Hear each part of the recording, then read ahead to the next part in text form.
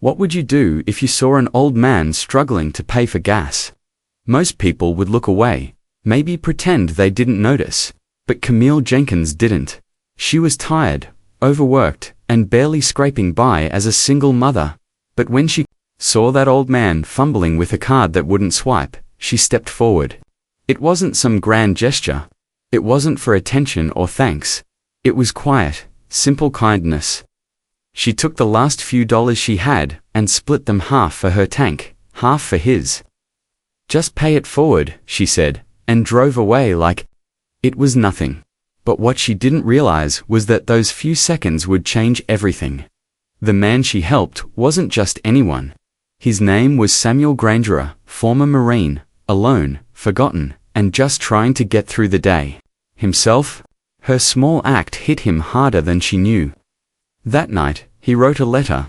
Not just any letter, but a story of hope sent to old comrades across the country.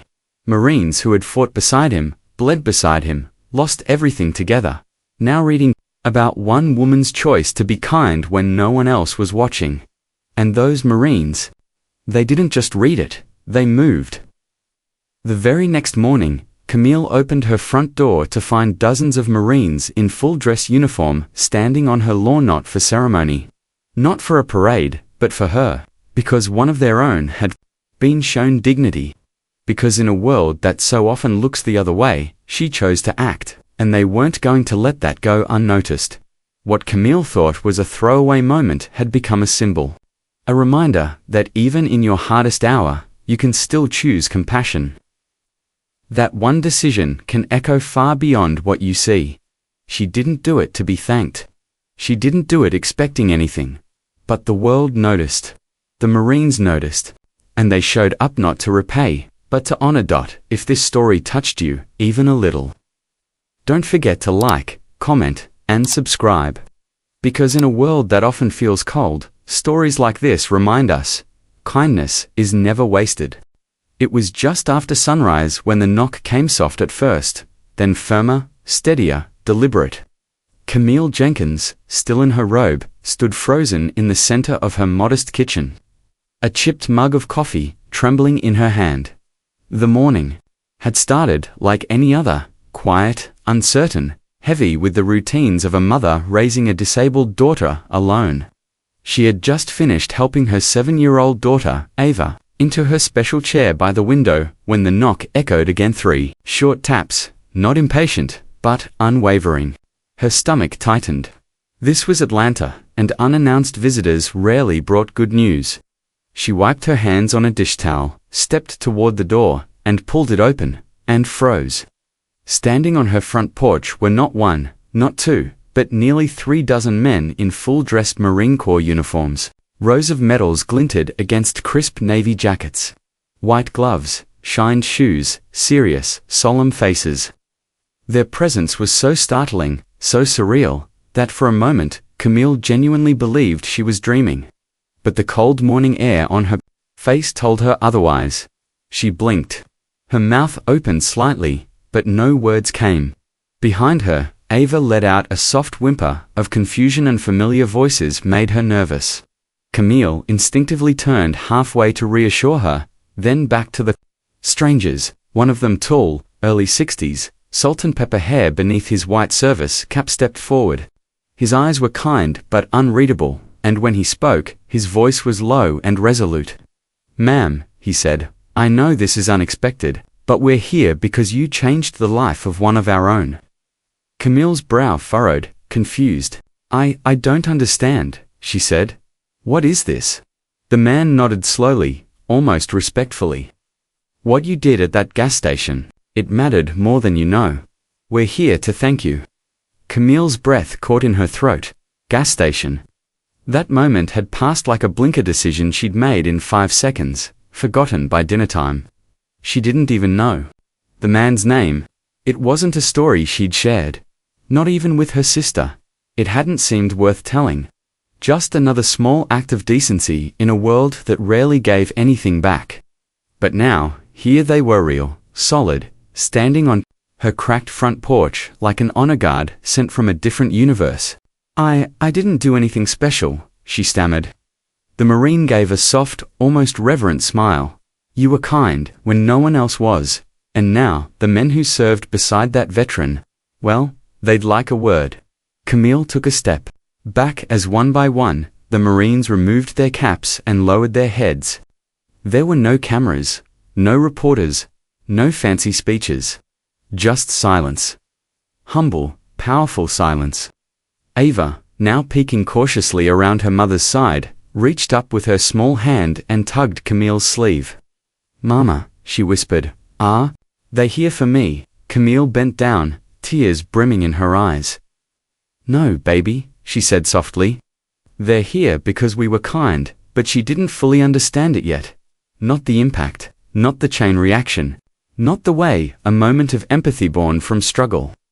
Born from raising a daughter who sees the world differently, would ripple outward and come back like this. Like honor, like protection, like a gift you never asked for and never expected. The Marines didn't push. They waited, patient, disciplined, until finally, the man who had spoken stepped aside and waved toward a plain older pickup truck parked at the curb.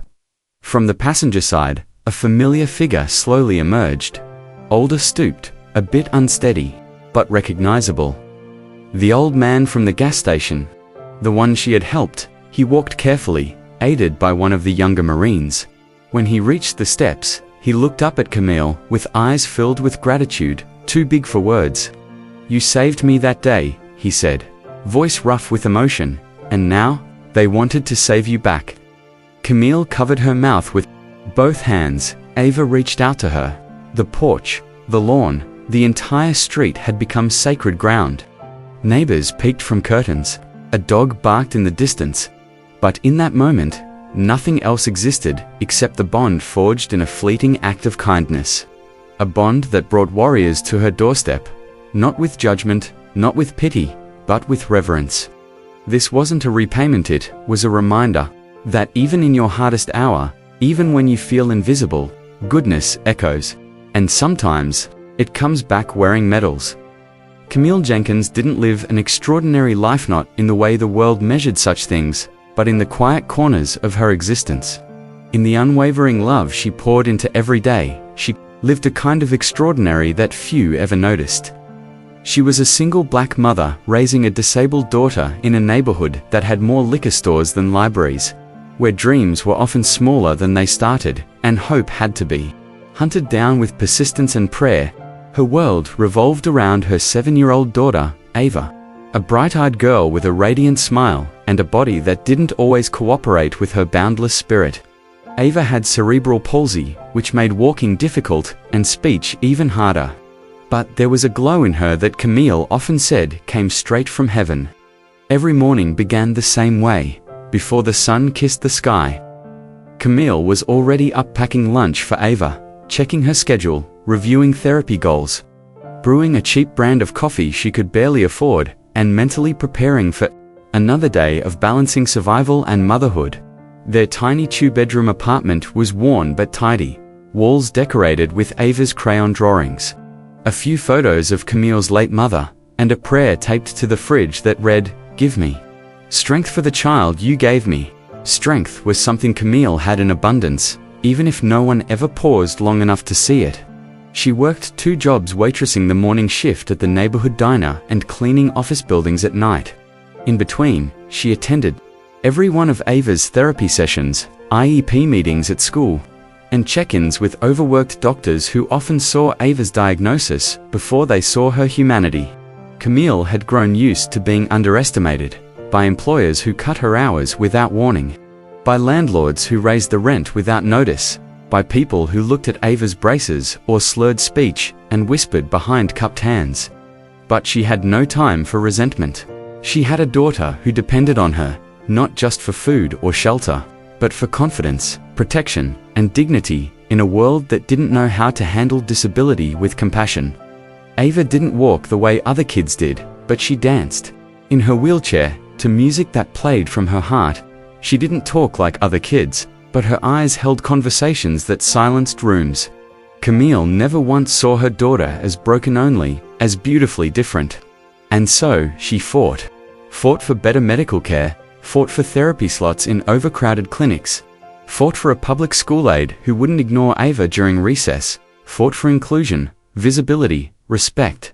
The fights wore her down, of course. There were nights Camille would close herself in the bathroom just to cry, muffling her sobs with a towel so Ava wouldn't hear. There were days she went without lunch so Ava could have enough to eat. There were times the electricity got cut off, and Camille would spin bedtime stories into flashlight adventures just to make it feel less like a failure.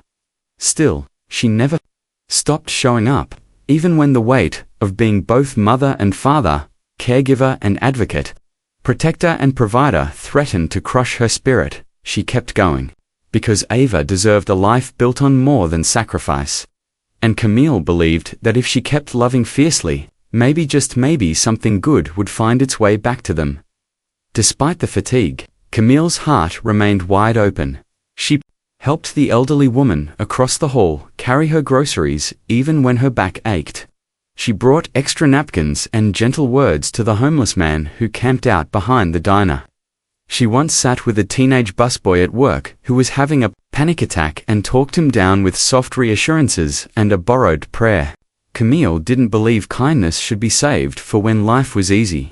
She believed kindness mattered most when life was hard. Her friends often called her too soft for this world. But Camille knew her softness was strength. It was how she survived. Every week, she took Ava to the park, even when stares and sideways glances made her stomach knot. She refused to let her daughter grow up feeling like she needed to shrink herself. Instead, she encouraged Ava's creativity, praised her efforts, clapped for her first shaky steps with a walker like it was a parade. Ava had a laugh that bubbled up like music, and it was Camille's favorite sound in the world.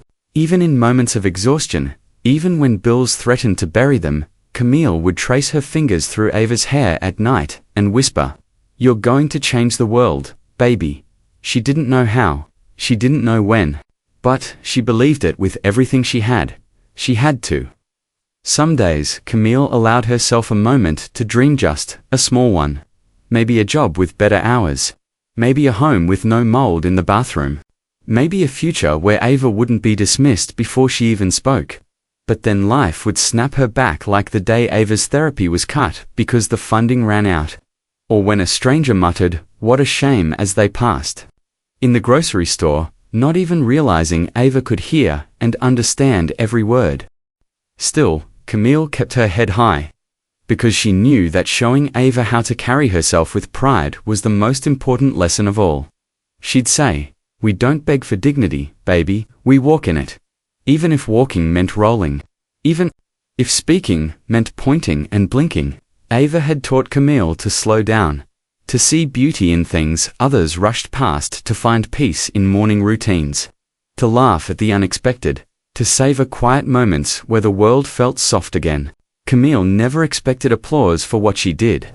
She didn't want praise or pity. All she wanted was for her daughter to be seen, truly seen, and for someone, somewhere, to look past the chair, past the limitations, and recognize the fire burning within that little girl's chest. And so, when she stood at that gas station, weeks later, watching an old veteran fumble with his wallet and fight with a stubborn card reader, she didn't hesitate. She didn't weigh her own hardship against his. She simply stepped forward, offered to pay, and smiled. "Pay it forward," she said, before driving away. It was a throwaway moment to her, a small gesture in a lifetime full of bigger worries. But what Camille didn't know, what she couldn't have known, was that this one act of quiet kindness, born from a heart shaped by years of struggle, would ripple outward into something she never imagined. That it would bring men in uniforms to her doorstep, that it would change everything. It had been one of those days where everything seemed to stretch just a little to thin Camille's nerves. Her patience, her bank account. She had just finished her morning shift at the diner. The soles of her shoes soaked from a leaky ice machine and her pockets lined with barely enough tips to cover a gallon or two of gas. The therapy clinic had called to remind her of Ava's 2:30 appointment, and the thought of being late again set her heart racing. Ava had had a rough night, her muscles tight and restless, and Camille had been up 3 times massaging her daughter's legs. singing softly through the pain until Ava fell asleep against her chest. By the time she pulled into the corner gas station just off Glenwood and 4th, the gas light had been glowing orange for far too long. The car sputtered slightly as she parked beside pump number 4. She dug through her bag, counted out $14 in worn bills and a handful of dimes. Then stepped out into the thick Georgia heat. The air was heavy, buzzing with the smell of gasoline, the low thump of music from a nearby car, and the screech of a baby crying inside the convenience store. As she walked inside to prepay, her eyes caught a man standing at the pump beside hers. He was older, white, probably in his 70s, with a deeply wrinkled face, a faded Marine Corps ball cap, and a slight tremor in his hands.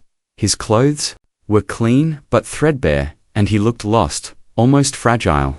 As he tapped his card against the machine again and again with no success, Camille glanced over, saw the flicker of embarrassment cross his face as he fumbled with the buttons, then sighed and turned to reinsert his card, declined. Again he looked around, shoulders tightening, as if hoping no one had noticed, but Camille had, and something in the way he bowed his head, the way his lips pressed tightly together in a silent prayer or cursed pulled at her. It wasn't pity she felt. It was recognition. That invisible weight of being stuck between what you need and what you can't ask for. She stepped forward. "Sir," she said gently, "is it not working?" The man, startled slightly, cleared his throat. "It's acting up, probably my card, I'll get it sorted." He said it quickly, almost rehearsed, like he'd said it a dozen times before. Camille looked at the total. He hadn't pumped a drop yet. Something inside her moved, not pity, not charity, but something deeper. She thought about Ava, about how she taught her every day to choose kindness, even when the world didn't return it.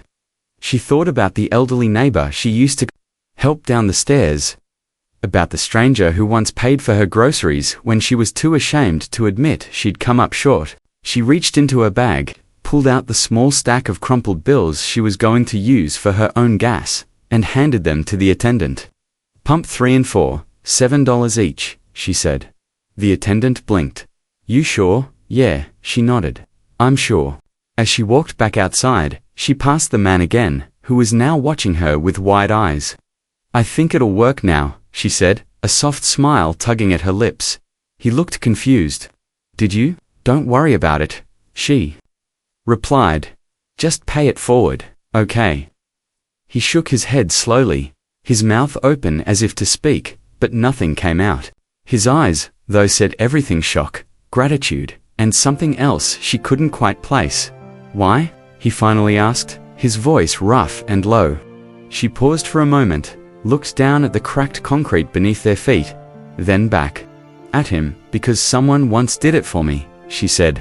"And because, well, we all need help sometimes, even the strong ones." With that, she returned to her car, started the engine, and let the pump click into place. The fuel gauge barely moved above empty, but she didn't care. The old man stood there watching her, his hands still resting on the pump handle, like he didn't quite know what to do with the grace he'd just received. As she pulled away, she caught one last glimpse of him in the rearview mirror, standing tall, his hand lifting to the brim of his cap in a quiet salute. She didn't know his name, didn't know his history, didn't know that he would go home that night and write about her in a letter that would travel through dozens of Marine inboxes. She didn't know that her face would be remembered, that her name would be passed from one veteran to another like a sacred story. She didn't know that what she'd given, though small to her, would echo louder than she ever imagined. To Camille, it had been nothing, just a moment, just a choice. But to him, and to the world that would soon come knocking, it was everything. He sat in the silence of his living room that night, the glow of the TV flickering across worn furniture and faded wallpaper, but his mind wasn't on the news. It hadn't been for hours. The old man, Samuel Sam Granger, rested in the same recliner he'd claimed every evening for the past 20 years. But something in him had shifted. In his lap sat a half-written letter, the edges curled from the way his hands trembled. When he held the pen, his fingers weren't as steady as they used to be, not since the stroke 5 winters ago, but tonight, he was determined to write, not for pity, Not even for thanks, but because something about that woman, that 5-second act of compassion at the gas station, had stirred a place in him he thought had gone dark years ago. Sam had served 2 tours in Vietnam. He'd seen jungles burn and brothers bleed and men cry out for mothers they hadn't spoken to in years. And when he came home, like so many others, he learned that the war didn't stay behind, it followed you. It clung to your bones, whispered in your sleep, and slowly chipped away at the man you used to be. For decades, he lived alone, no wife, no children, just a pension check, a few faded medals, and the silence of memories no one wanted to hear. Most days, people looked right through him. The cashier who grew impatient when his card didn't swipe. The teenagers who laughed at his shaking hands. The neighbors who never bothered to learn his name. He had learned to expect nothing from anyone and to need even less. But that day at the pump, something broke through. He'd only meant to grab $15 worth of gas. He thought his card would work. It always had before. But when it didn't, and the screen flash declined in big, heartless letters, the humiliation wrapped around him like a noose. He could feel the judgment from others he always did, but before he could retreat, before he could mutter some excuse and walk away, she appeared. No judgment, no hesitation, just kindness. A black woman in scrubs, clearly tired, clearly stretched, thin, who didn't know him and didn't ask anything from him, simply stepped up and paid. She smiled at him. She said, "Pay it forward." Then she drove off like it was nothing. But to him, it wasn't nothing. It was everything. He sat in his truck for 15 minutes afterward, unable to start the engine. His heart thudded in his chest, in a way it hadn't in years, not from fear, but from something else. Hope, maybe, dignity. The feeling of being seen. That night, he dug out his old laptop. It took 20 minutes to boot, and even longer to remember his password, but he got there eventually. And then, he logged onto the private message board he still shared with some of his old UNETHA 2nd Battalion, 5th Marines. The place hadn't been active in weeks, maybe months. Most of the guys were old now, slower, grayer, some of them gone. But he typed anyway. "Something happened today," he wrote. "I met an angel. She didn't have wings, but she wore kindness like armor. She paid for my gas when my card failed. She had a child in the back seat, in a wheelchair. She looked tired, but she smiled anyway. I don't know her name, but I know we can't let that moment fade." He attached a blurry photo he'd managed to take as she drove away, not of her, but of her car's license plate, just visible enough. He wasn't asking for help. Not really. He just wanted to share the moment, to remind his brothers that there were still good people out there. But then the messages started coming in. First from Carter, "Let's find her." Then Martinez, "This can't go unnoticed." Then Rodriguez, "She helped one of ours. Time to return the favor." Within 24 hours, the group had revived like a hive. Marines across the country were pinging contacts in Georgia. One had a friend at the DMV. Another had a niece who worked in local media. Someone else called a guy who ran a veteran outreach center in Atlanta. Bit by bit, they pieced together a name, Camille Jenkins. And from there, the story grew legs.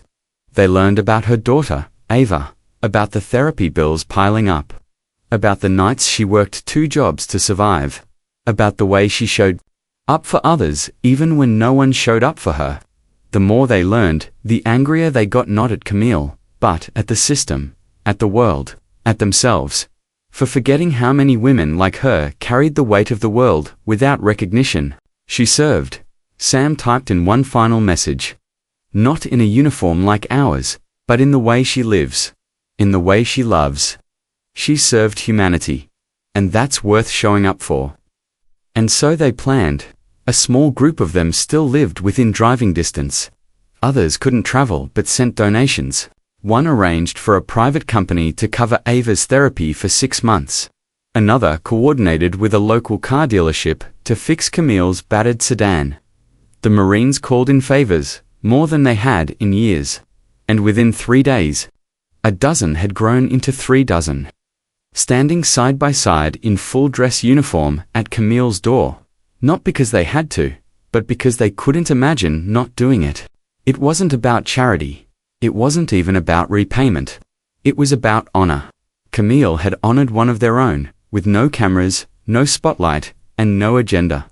And in return, the Marines came not to save her, but to remind her and the world that decency still matters, that loyalty still lives, that kindness, even whispered in the smallest of gestures, still echoes like thunder in the hearts of those who understand what it means to serve.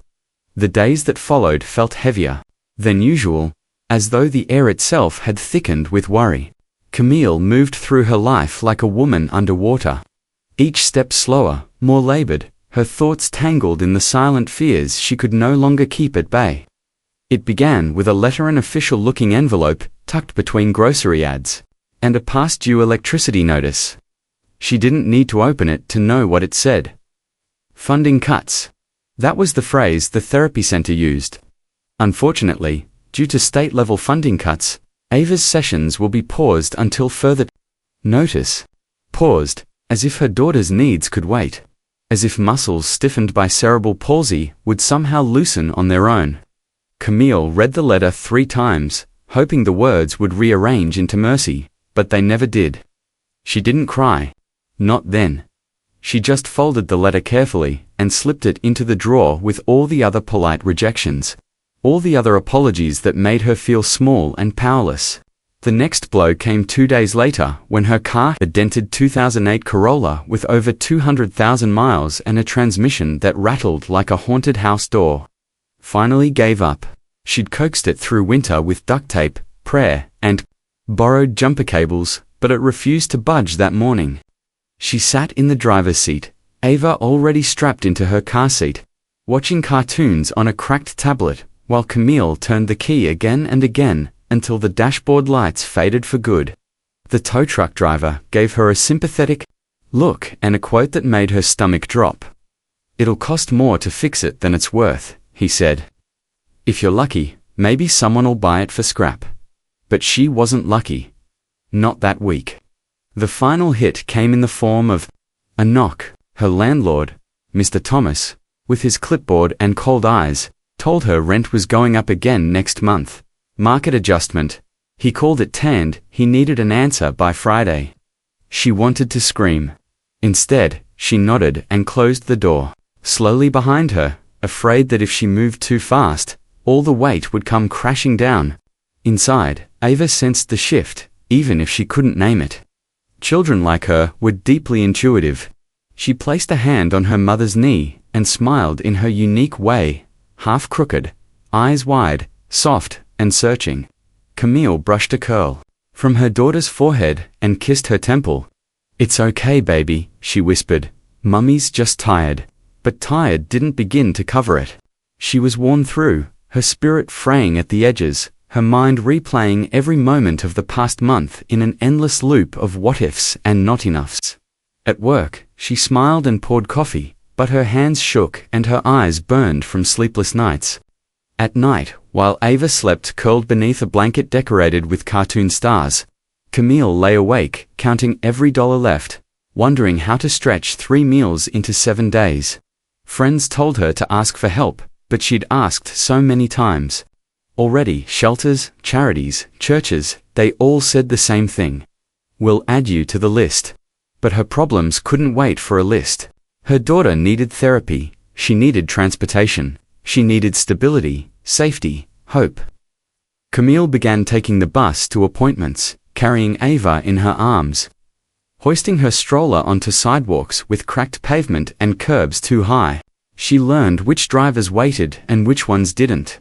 She mapped routes at midnight, calculating transfer times, praying nothing ran late. Her back ached, her knees swelled, but she didn't stop. She couldn't. People praised her resilience when they saw the surface. "You're so strong," they'd say, but they didn't see the moments behind closed doors when Camille stared at herself in the bathroom mirror, whispering, "I don't know how much more I can take." And still, she kept showing up. She never once allowed Ava to feel the full weight of their struggle. Every morning she brushed her daughter's hair, tied her shoes, packed her lunch with a sticker note that read, "Mummy loves you," even when there was barely enough food for herself. One night, after a particularly difficult day, the bus broke down. Ava had a seizure scare, and her boss cut her hours. Camille stood in the kitchen with the fridge door open, the lights shining on a single jug of milk and half a loaf of bread. She pressed her hands to the counter and closed her eyes. No tears came, only the echo of her own breathing and the sound of Ava humming in the next room. And in that moment, Camille whispered the words, not meant for anyone but God and the walls that had witnessed her quiet unraveling. I just want her to have a chance. Not a miracle, not a mansion, just a chance for Ava to thrive, to grow, to be seen for the brilliant, loving child she was. A chance for Camille to breathe without fear nipping at her heels. A chance to live, not just survive. She didn't know that help was already on its way. She didn't know that the man at the gas station had found her name, that he'd written about her, that a brotherhood forged in war had taken her story and lit a fire with it. All she knew was that tomorrow she would rise again, carry her daughter, and keep moving forward, because that's what mothers like Camille do. Even when everything gets harder. Especially then. It began with a knock, not frantic or aggressive, but steady and precise, like the tap of a trained hand that knew how to command attention without demanding fear. Camille was in the kitchen, elbow deep in soap suds, trying to scrub the stubborn stain from the one good pan she still owned, her back aching from another sleepless night. Ava was by the window, coloring quietly, her legs gently strapped into her therapy chair, her crayon strokes careful and concentrated. The sound made Camille pause. She glanced at the clock. Too early for her sister, too late for a delivery. Landlord? Maybe. Another notice. Her stomach tightened instinctively. She dried her hands on her shirt, pushed a stray braid behind her ear, and walked to the front door. When she opened it, her breath caught in her throat. Standing on her porch, shoulder to shoulder in solemn formation, were nearly 36 men in full Marine Corps dress blues, crisp jackets, rows of polished medals, white gloves, steel in their posture, honor in their eyes. For a split second, Camille thought she was dreaming. She blinked, frozen in the doorway, unsure whether to step back or fall to her knees. She had seen uniforms before on news reports, in old photographs, folded in triangular flags at somber funerals, but never like this. Never in this way. Never on her doorstep. Ava peeked around her mother's side, her crayon still in her hand, eyes wide and silent with curiosity. The tallest Marine, a man in his 60s with graying temples and a face carved from experience, stepped forward and removed his cap. His voice, when he spoke, was clear and reverent. "Ma'am," he said, "I know this is unexpected, but we're here because you changed the life of one of ours. And today, we're here to return that kindness." Camille stared at him, confused, stunned. Her lips parted, but no sound came. One of ours. What was he talking about? The Marine continued, nodding gently toward the sidewalk, where a familiar figure slowly stepped into view. The old veteran from the gas station. His cap still sat on his head, but now he stood a little straighter, his chest fuller, his eyes misty and bright. "I told them about you," he said, voice cracking. "What you did, and they showed up." Camille's hands covered her mouth. Her knees wobbled, and for a second, she thought she might collapse. Ava reached up, grasping her mother's hand. "Mama," she whispered. Camille knelt beside her daughter, squeezing her hand, shaking her head as tears welled in her eyes. "It's okay, baby. It's okay. I didn't expect this." One by one, the Marines lowered their caps. There were no speeches, no cameras, no staged gestures, just the unspoken language of respect, of gratitude, of brotherhood.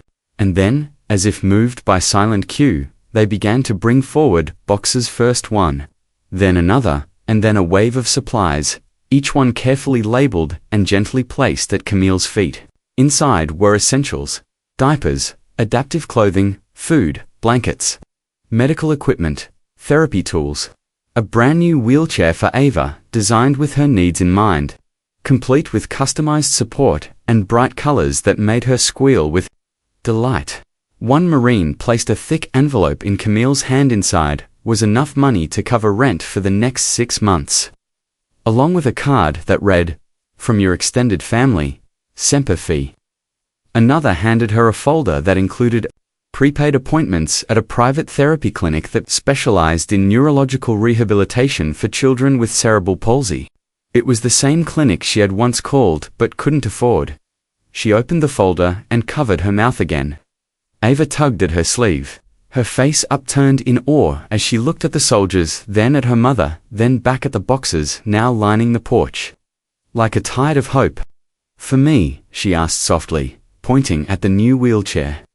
Camille nodded, still stunned. "Yes, baby, for you." One of the younger Marines, maybe no older than 25, crouched beside Ava and handed her a stuffed bear in a miniature Marine uniform. "He's got your back now," he said, smiling. "Just like we do." Ava giggled, hugging the bear tightly. Her face lit up, and her eyes sparkled in a way Camille hadn't seen in weeks. The tall Marine turned to Camille again. "You didn't know his name. You didn't ask for anything. You just gave. And that's what service looks like to us. You helped one of ours. Now we're here for you." Behind him, more boxes arrived. Groceries, medical supplies, gift cards, and a fully paid repair slip for her car, which they'd secretly towed the night before and brought back that morning in working condition. Fresh oil, new tires, full tank. A small sticker had been placed on the back windshield that read, "Protected by Marines." Camille's vision blurred. She dropped to her knees on the porch, overcome by the magnitude of what was happening. She wasn't someone who cried often, not because she wasn't moved, but because she'd trained herself to stay strong for Ava. But this broke past the armor. Her chest shook, her fingers dug into her thighs, and the sobs came hard and fast and still. The Marines didn't flinch. One placed a gentle hand on her shoulder. Another knelt beside her. Sam stepped forward, placing something small in her hand, a medal, bronze and old. "This belonged to my brother," he said. "He gave it to me after the war. I'm giving it to you now, because you reminded me what honor looks like." Camille stared at it, trembling. "I'm not a hero," she whispered. I just paid for some gas." Sam smiled. Sometimes the smallest things echo the loudest. As the sun rose higher, neighbors began to gather, peeking from porches and windows. Drawn by the uniforms, by the quiet ceremony unfolding on their street. But Camille didn't notice them. Her world had shrunk to this porch, this moment, these men who showed up, not with pity, but with purpose. And in the center of it all was Ava, who looked up at her mother with wide, beaming eyes and whispered, "They saw us, Mama." Camille pulled her close and nodded, tears still streaming. "Yes, baby," she said softly, voice breaking. "They saw us." And for the first time in a long, long time, Camille Jenkins believed she was no longer alone. By the next morning, what had happened on Camille Jenkins' porch was no longer just a private moment of grace between a mother and a group of Marines. It had become a spark that lit up an entire city. Someone had taken a photo, the kind that freezes time with eerie perfection. Camille kneeling in tears, Ava holding her new bear, and a line of Marines standing at attention behind them, sunlight casting golden halos over their uniforms. The image found its way to Facebook first, posted by a neighbor who had watched everything unfold in stunned silence from across the street. Within hours, it had been shared over 10,000 times. By the end of the day, it was on the front page of Reddit, trending on Twitter, and picked up by local news outlets with headlines like "Mother's Act of Kindness to a Veteran Sparks Marine-Led Miracle." The story traveled fast, too fast for Camille to fully comprehend. She'd never asked for attention, never wanted to become anyone's headline. But now, the world saw her. More importantly, they saw Ava. Strangers began messaging her through every platform they could find. People sent grocery gift cards, new toys for Ava, and messages of thanks that stretched across pages. Veterans, writing that they hadn't felt this kind of hope in years. Mothers saying they finally felt understood. Someone started a GoFundMe campaign with a modest goal of $5,000. Within 48 hours, it had passed $50,000. By the end of the week, it reached over $300,000 with donations pouring in from all 50 states and 5 countries. For Camille, the top donation note read, "Because the world needs more people like her." Local businesses joined in. A neighborhood cafe pledged free breakfast for Camille and Ava for a year. A car dealership offered her a vehicle, no strings attached. A local therapist specializing in pediatric neurology offered to work with Ava pro bono. The hardware store down the street sent volunteers to fix her apartment's cracked flooring, moldy bathroom, and broken heater. Even the diner where Camille worked came forward, offering her a paid month off, a raise, and a promise. "Your job will always be here, but we hope you'll be moving on to even better things," and she would. Just 2 days after the Marines' visit, a representative from a local veteran outreach center visited her home with a quiet offer that left Camille speechless. "We've seen how you advocate, how you show up for others. We think you'd be perfect leading our family support outreach program," he said, holding out an envelope with a formal offer letter. A full-time role, salary, benefits, paid leave, a desk with her name on it. Camille stood there holding the letter, heart pounding, realizing this wasn't just help, this was a door. A real door to a real future. For her, for Ava, for every mother who had ever felt unseen. Meanwhile, Ava's school held a special assembly. Students had seen the news, watched the video of the Marines, and asked questions, some uncomfortable, some deeply thoughtful. In response, the school launched a new disability inclusion initiative named Ava's Way, designed to promote accessibility, empathy, and education around children with special needs. Her face, once unnoticed in crowded hallways, was now printed on posters encouraging kindness and understanding. Camille cried when the principal called her to the stage and handed her a plaque engraved with her daughter's name. "Because of your strength," she said into the microphone, "hundreds of students will now grow up learning how to see people with different abilities, not with pity, but with pride." Camille didn't say much, just held Ava's hand and looked out over the crowd of students and teachers who were now cheering not out of obligation, but with true admiration. Reporters kept calling, networks offered interviews, and influencers shared Ava's story, but Camille stayed grounded. She didn't let the attention sway her. Her focus remained on Ava, on the small routines that built their life, brushing her daughter's hair in the morning, singing her to sleep at night, attending therapy sessions with a notebook in hand and hope in her chest. The world had found them, yes, but they hadn't lost themselves. Camille continued to answer messages from mothers across the country, now offering advice, encouragement, and solidarity. "You're not alone," she wrote, again and again. "I see you." And each time she typed those words, she thought of how long she'd lived without hearing them herself. She knew this wave of support might not last forever. Trends faded, headlines moved on, but what had changed was permanent. The doors that had once been closed were now wide open, and perhaps even more important, the hearts of the people around her had opened because one act of kindness at a gas station had revealed a truth too powerful to ignore. That, in a weary world where so many pass each other in silence, kindness still matters, dignity can still be restored, and the love of a mother for her disabled daughter can shake a nation awake. The house was quiet, now, not the heavy, anxious kind of quiet that used to linger in the corners like a ghost, but a soft, peaceful hush that wrapped around Camille and Ava like a warm blanket. Outside, the sun had slipped behind the trees, casting a golden blur across the living room floor where Ava sat, her little legs tucked beneath her, crayons scattered across the rug like confetti. Camille sat on the couch just a few feet away, a cup of tea in her hand, still warm but forgotten. Her eyes weren't on the cup, they were on her daughter, who was unusually still, focused, her tiny brows pulled together in deep concentration.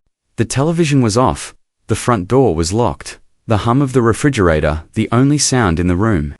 And yet, the silence didn't feel empty. It felt full of breath, of meaning, of a calm that had been earned, not gifted. For the first time in what felt like forever, there was no fire to put out. No bill screaming from the counter. No appointments to race to. Just this moment. Camille let her shoulders drop, exhaling slowly, her fingers relaxing around the ceramic mug.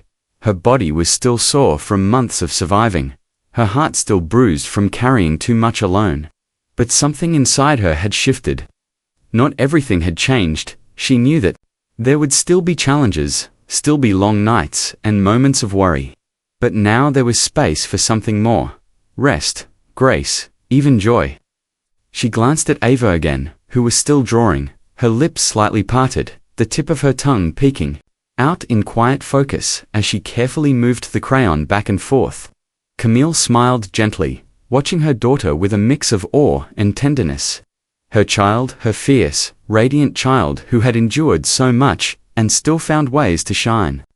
Just last month, Ava had retreated into near silence. The weight of the world had pressed down too hard, and the little girl who once hummed and babbled and laughed freely had become quiet, almost frozen in her own thoughts. Camille had tried not to panic. She knew these phases came and went, but still, she had prayed desperately, silently, that one day soon, Ava would come back to her. That her voice, her laughter, her spark would return. And now, here she was, coloring with calm purpose in a room filled with love. After several minutes, Ava set the crayon down and carefully slid her drawing across the carpet toward her mother. "For you," she said in the softest whisper, her voice so quiet, Camille almost didn't hear it. Her heart caught. She looked down at the drawing, hand trembling slightly as she picked it up. It was a simple picture, drawn with the wild colors. Only a child could think to use bright red and blue figures standing tall in front of a little brown house. Stick figure marines with smiling faces, a woman in a purple dress, and a little girl with curls and a stuffed bear clutched in one hand. Camille's eyes stung.